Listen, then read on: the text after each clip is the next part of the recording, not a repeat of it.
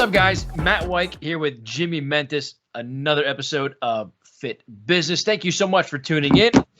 Jimmy, what's going on, man? I'm alive.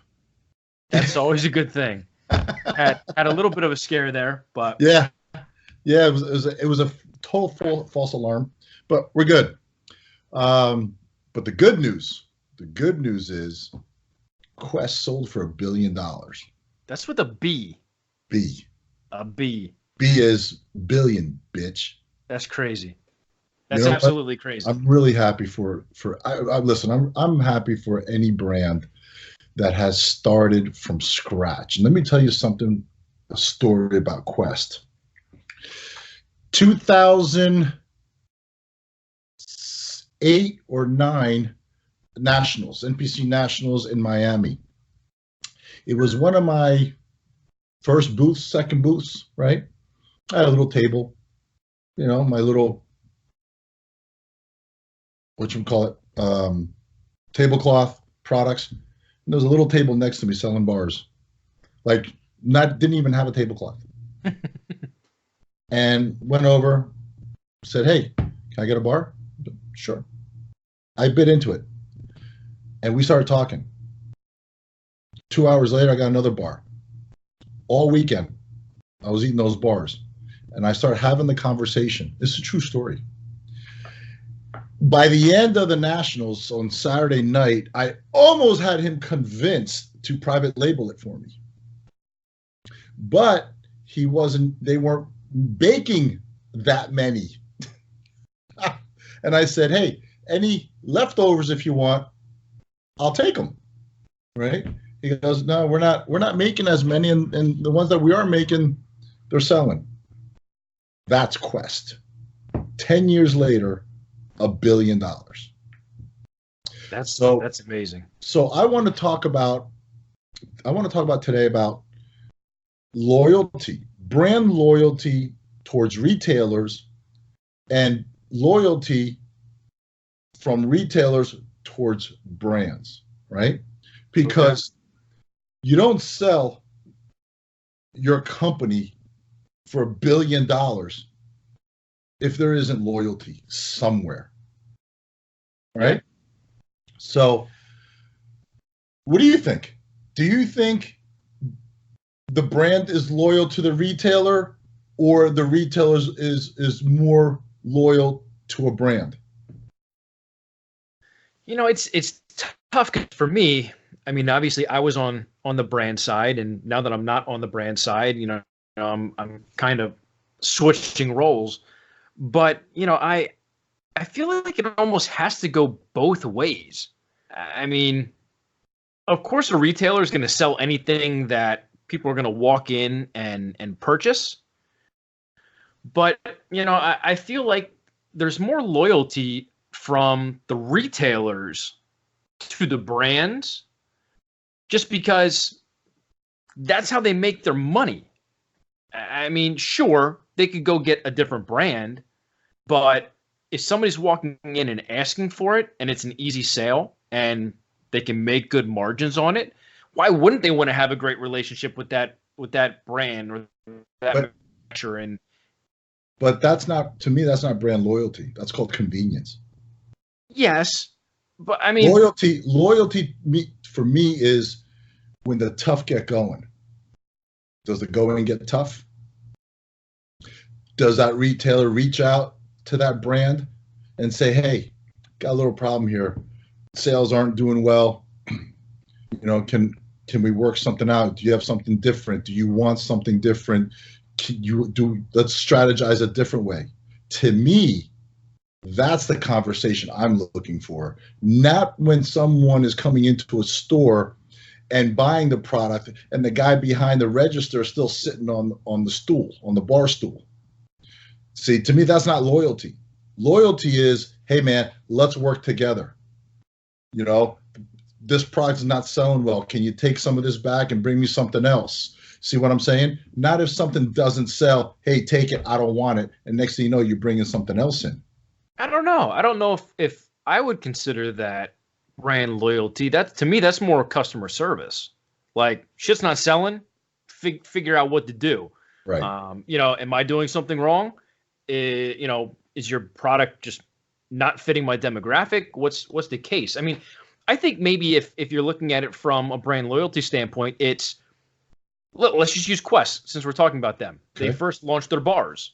Right. Then they launched different types of bars. Then they launched chips and powders and all these other things. And because they have that relationship with the brand and that loyalty for, the backing of however many years they've been selling bars, that loyalty is what got the rest of the products from Quest in the door. So in my eyes, at least, I look at that more so of brand loyalty than stuff's not selling. What do we do? Listen, I knew Quest had an amazing brand loyalty. Do you remember the time when those bars didn't spec out? Yeah. And there was a multi-million-dollar lawsuit? They sold for $1 billion. Well, here's the funny thing, and I actually put this on social media, and I'm not sure if you read it or if, the people that are listening. No, I was too busy getting cardiograms and. Yeah, that's right. You were getting, pricked with needles and stuff. But at least you had a good view of the water. Oh my God, yes. What'd you put on social media? So on social, I actually commented on Quest selling for $1 billion. I said, what an accomplishment.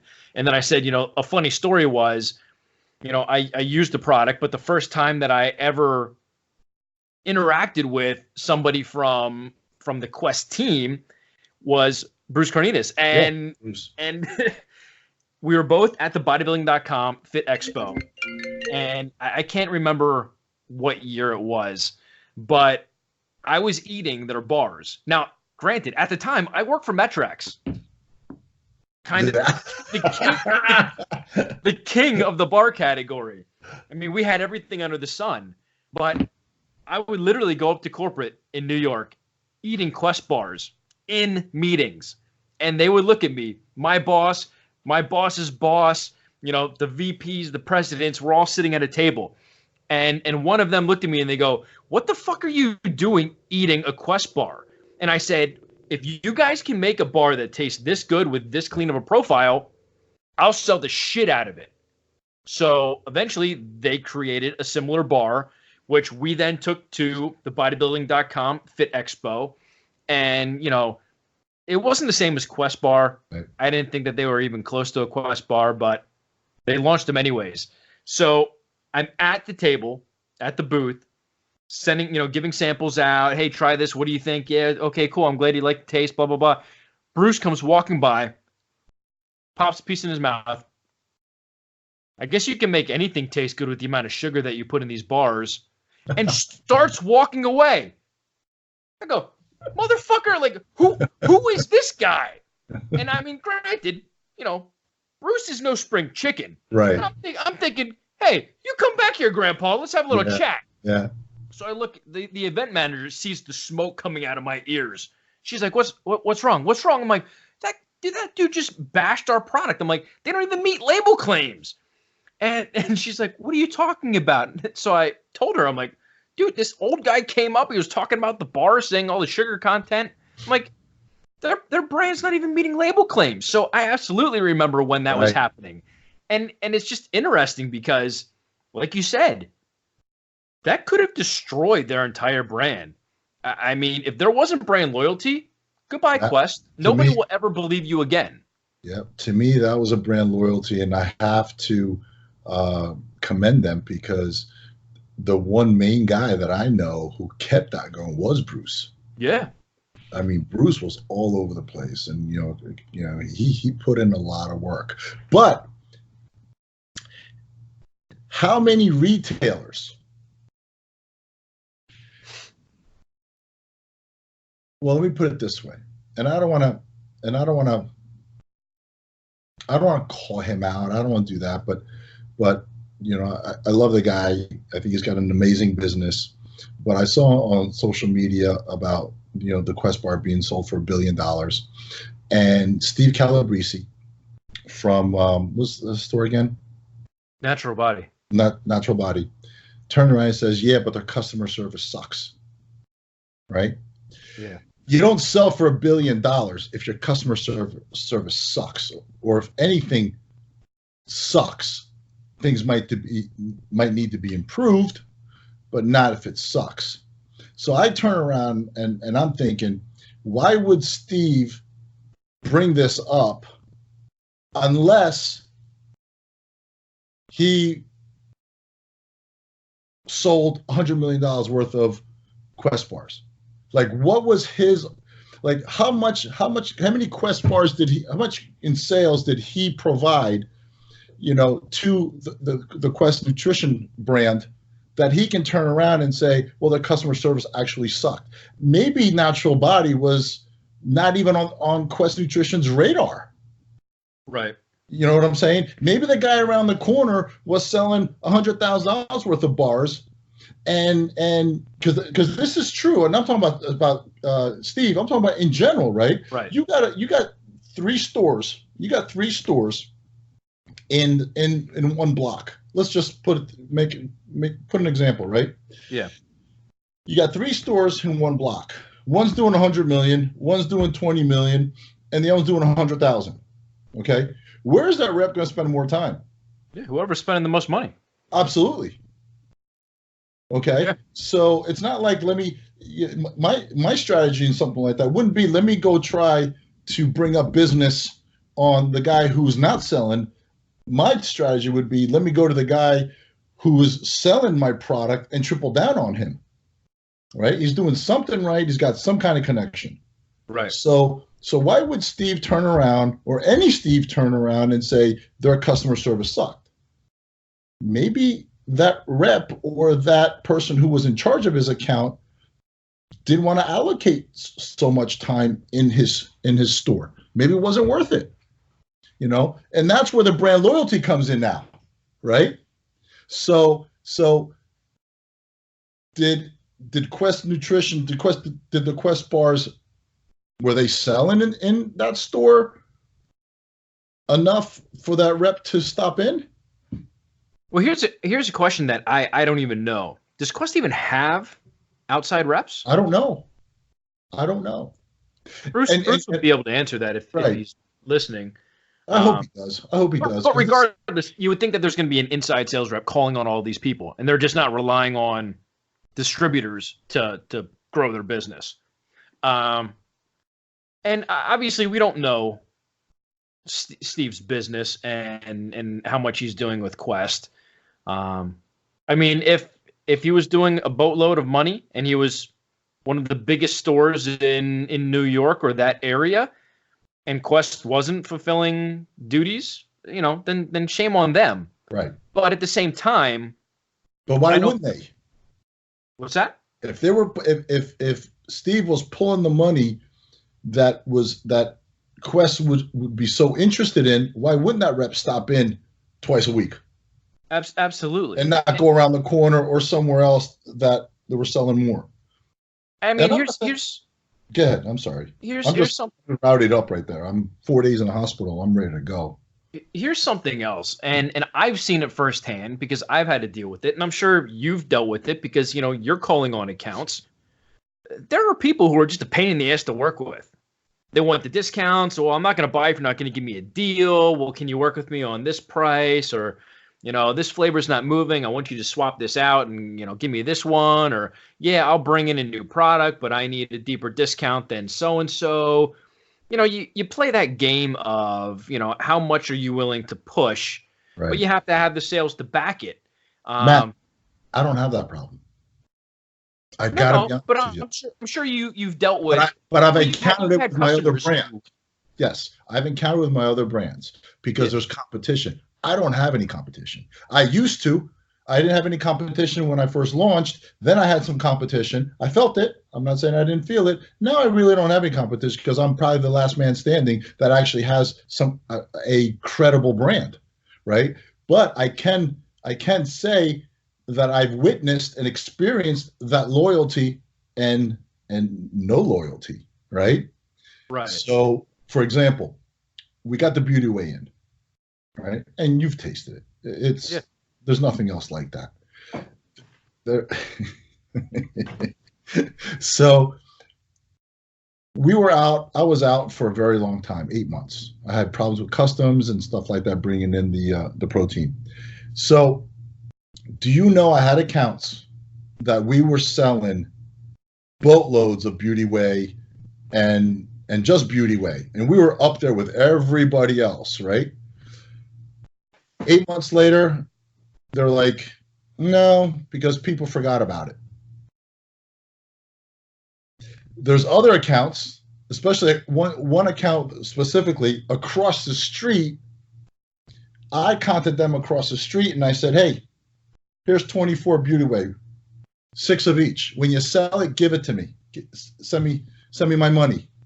In 1 week, he called me up and he ordered 72 of each flavor after he already sold it. And that's the same person that was right across the street from the other person that says, I don't know if they'll remember it. Right? So that's something that account should have been, could have been loyal. Could have said, you know what, Jimmy, I don't know if it's going to work or not. You know, it's been a while. Why don't you, I'll buy 2 of each, maybe, something, put it on the shelf. Not, yeah. I don't know if it's going to work anymore, right? There's other stores that will take anything BeautyFit. Anything. So, and even if I don't have a product that they're selling, not under the BeautyFit brand, and they're like, hey man, can you build a product? Can you create a product, something like this? Why? Because they're loyal to the brand. Yeah. So I don't know now if because of online, I think retail has changed the game because of online sales. Now, whatever the customer wants, they'll have it. And you know as well as I do that the person who's working in the store, if they want to sell a product, they'll sell it. Okay? There is no ifs, ands, or buts. If someone walks in, for a fat burner, for a specific fat burner, and then the manager or the employee turns around and says, you know what, I would recommend this. Yeah. You flip them. Yeah. So that's also loyalty, right? To someone coming in with a product or flipping into another product. Absolutely. I mean, again, I've seen that firsthand where I've had accounts that, I mean, Optimum is a driver. Right. I mean, their gold standard way, people are coming through the door just to go get that. They're not asking for help. What should I go buy? They're walking in the door to get that protein. Right. So, we've had retailers. I should stop saying we. I haven't worked for the company for years. But, when it was my accounts would actually try and flip them. Hey, we have the same type of quality. It's a little cheaper. It's a different brand, but, it's going to fit the bill for what you're looking to do. They would flip them on their stuff. And it was because we had people, walking in the door with that relationship with each of our retailers where Optimum wasn't. So, it was building that loyalty with the retailer that had people come in and get switched and flipped over to our brand because of the relationship and that loyalty. Mm-hmm. No, I get it. And there's another spot. There's another angle of loyalty, right? What are you selling inside the store? Is that manager or assistant manager or employee committed and loyal to a certain brand? Because if, like I said, if they don't want to sell it, they're not going to sell it. Right. So it's a tough call. There's a fine line. Who's putting the hand out first to shake it? Is it the brand or is it the retailer? Yeah. I mean, I think that's a great question to open up to the people, on our Fit Business Facebook page, because we have a lot of reps that are on the page. Yeah. So it'd be interesting to hear their take on it. Do they feel that, their retailers are giving them the loyalty, or are they trying to build a loyalty themselves because they're afraid of losing certain business? And what's your take on loyalty? What does it mean to you as a store? I would love for Steve to chime in. Absolutely. What's his take on Steve, brand loyalty? I don't want to say something to Steve. I don't want him to take this personally. It was just, I just saw the post, and I'm sure that there's other owners of retail that might have felt the same way. I just happened to see his. Yeah, absolutely. I mean, we're not picking on Steve. We're just using him as an example. Because Steve, he'll be driving in his SUV, the phone's sitting by the shift, right? And he'll be like driving, be like, yeah, Mentis, let me tell you something. And he'll be And those of you who know Steve, you know that is 100% accurate. But no, I mean, we respect the hell out of Steve for everything that he's done in the industry. Obviously, he's doing extremely well, opening up stores all over the place. So, he's doing something right. But we would love to figure out more of what it takes. What, from a retailer's point of view and from a brand manufacturer point of view, what's your take? Let us know, whether it's YouTube comments or on the Facebook page or our personal pages. You might say we're completely off our rockers with what we're thinking, or maybe we're spot on. But we would love to get your opinion on that. I don't have anything else on my end, Jimmy. I mean, I think it's pretty cut and dry with people are gonna believe one thing or the other, and it is what it is. But do you have any final words? Feedback. I'm very interested in the feedback. Yeah. Well, cool. Well, everybody, do us a favor.